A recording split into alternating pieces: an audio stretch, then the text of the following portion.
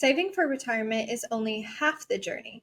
Building a plan to make money that lasts is where the real strategy begins. Here's how we help clients create lasting income. Welcome back, everyone. I'm Sophia Yvette, co-host slash producer, back in the studio with Cody Stansell, Senior Wealth Advisor for Steadfast Wealth Planning.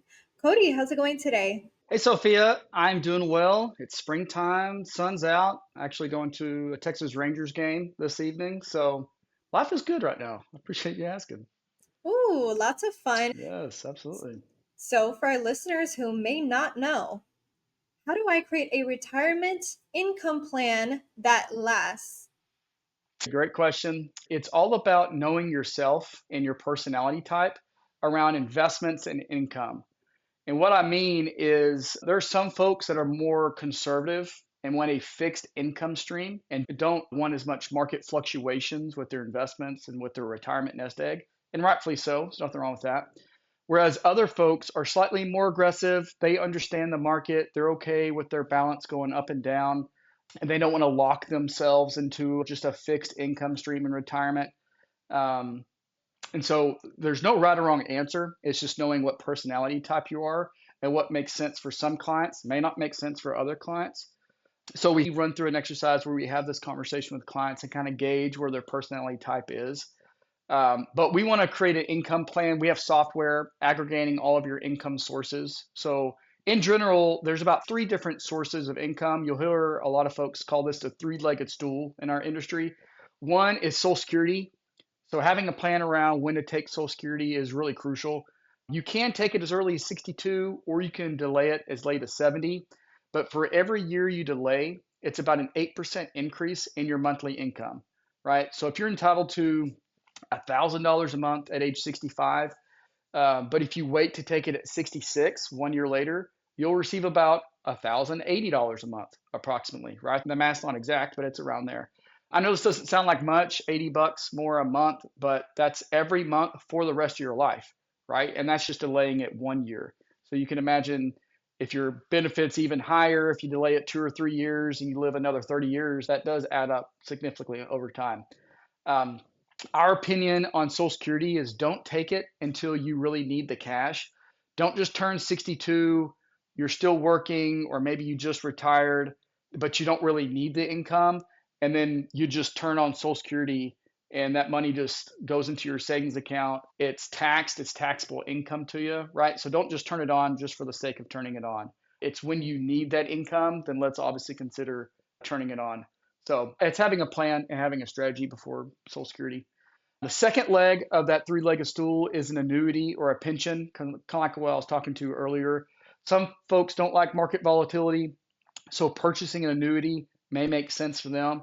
Doesn't make sense for everyone, and you definitely have to know what you're purchasing before pulling that trigger because there's generally no going back once you purchase an annuity after a certain period of time. But basically, an annuity is purchasing with a lump sum of your balance, purchasing a monthly income stream to pay you every month for the rest of your life. So generally, there's no market fluctuations, but there is if I, with $300,000 of my money, I can purchase $2,000 a month for the rest of my life. For some folks, that sounds great. For some folks, I kind of feel handcuffed. I can't take more than 2 grand, but I can't take less than 2 grand. So it's really, once again, just depends on somebody's personality, whether that makes sense for them or not. And then the last stool, the third stool, is your investment portfolio, your 401k. This is where lining up all of your income streams, adding them together, seeing how much you want to spend in retirement versus how much withdrawals you need from your bucket of money will have a fulfillment retirement. And that's really what we gauge with our software, right? Lining up your income and expenses and how much of your retirement bucket do we need to withdraw from. So having an income plan that lasts is all about knowing your options, knowing how much you want to spend, all of your other sources of income, and deciding if you want to fill that income gap with normal withdrawals from your retirement portfolio or if purchasing an annuity with an income stream makes sense for you. So, Cody, Yeah. what is bucket planning and how does it protect your retirement income? Yeah, absolutely. So bucket planning is most folks just think of their money as one bucket of money, right? I have a 401k, it's $1 million. Okay, That's one big bucket. And some of it's aggressive, some of it's conservative, but you don't really know and it doesn't really all make sense. And so when the market goes up, market goes down, your emotions are really tied to that one bucket of money. What we want to do is divide that bigger bucket into three different buckets. The first bucket we want you to have is about 24 to 36 months of income in a very conservative portfolio. Doesn't really go up with the market, doesn't really go down for the market. That is what we're sending you every month, and we know exactly what it's going to be.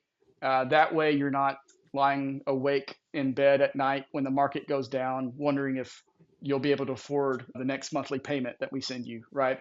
So that's the first bucket, a very conservative bucket.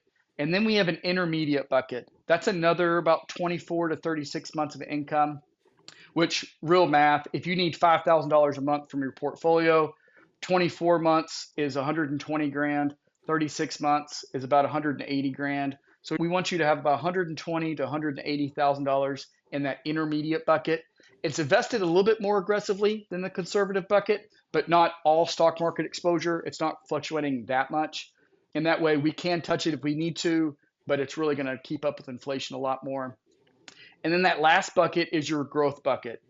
And it's not for today, it's for 5, 10, 20 years from now, where we need to make money. We need to keep up with inflation. It's going to go up, it's going to go down, it's going to go up, it's going to do that thing.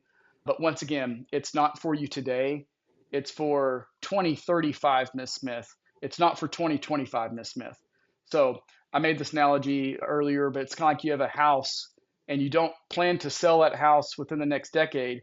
You care much less what your house is worth month to month. You don't really care. So it's kind of that mentality. It lets you sleep at night while also keeping up with inflation and making sure that 20 years from now, you'll still have these buckets of money for you.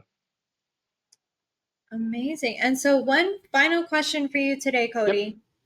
How do you protect your retirement income against inflation? Yeah. Great question. Inflation, as we all know, is just the cost of goods going up.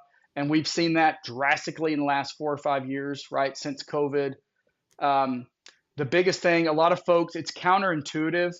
If inflation on average is about 2.5% per year, that's what history tells us the last 80 years or so. Once again, the last 4 years, it's been much more than that. Recent studies have come out. Just cost of living is 22% more than what it was in 2021. Just bread, eggs, gasoline, housing, whatever it may be, right? So I know it's been a lot more here recently, but that's where if you just had your money too conservatively invested, let's say you have it in your bank account at 3% in a high yield savings account. Well, once again, inflation on average is about 2.5% per year. So after you even pay taxes on that 3% from your bank, you're not really getting anywhere, right? You're not making money. You're just barely keeping up with next year's cost of bread and eggs. And so the best way to combat inflation is actually stock market exposure. Because what is inflation? It's Apple coming up with a new iPhone and they charge $200 more than the last iPhone, right? That's cost of living going up. And so but when you own stocks and you're actual shareholder of Apple, they charge more, which causes inflation. But once again, you as a shareholder, the stock price goes up. So actually owning stock market exposure is the best way to combat inflation. If companies raise their prices, they're making more. And therefore, if you own that company's stock, you're making more as well. So that's the best way to combat inflation. Love it, Cody. We'll catch you on the next episode. Have a fantastic rest of your day. You too.